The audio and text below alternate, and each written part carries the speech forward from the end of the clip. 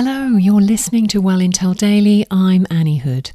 This is the podcast that gives disparate perspectives 2020 vision in a world craving for well-being priority. You can't manage well-being if you can't measure it. That is the premise for the second insight thread on the Health to Wealth white paper. It's a corporate management maxim that you can only manage what you can measure.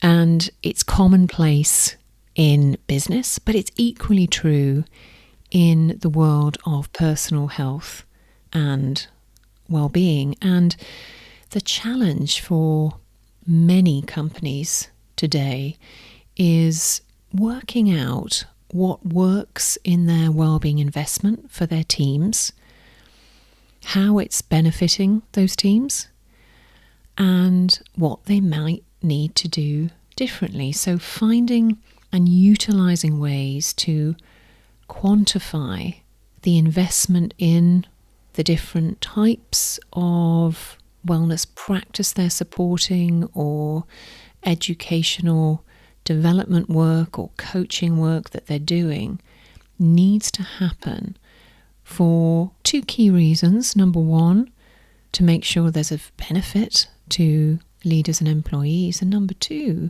to make sure that that money, that well-being investment money, is being spent in the right place. So measurement is key to creating strategies for improvement in business and for people, for you and I, working in that business. So what that means, that measurement of well-being, it means collecting data and acting on it.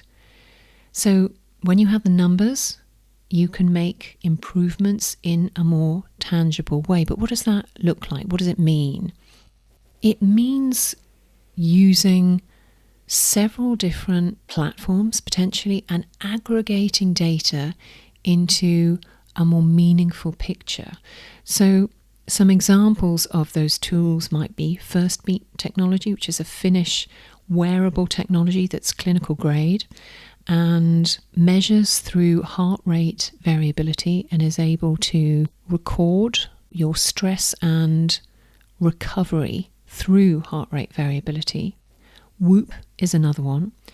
And in terms of aggregating that data, there's a platform called DigiMe, which can be used to pull together data from wearables along with social media, emotional sentiment data, combined with your subjective questionnaires, which I imagine you are familiar with.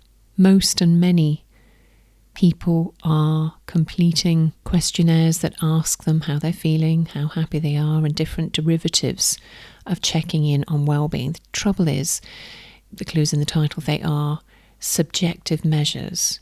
What is more beneficial and more useful is data, is accurate data findings from your teams that can be desensitized, because it's about an overall strategy for you. So measurement is key to creating strategies for improvement in your business. You can't manage if you can't measure. Do follow to get tomorrow's episode in your feed. See you then. Be good.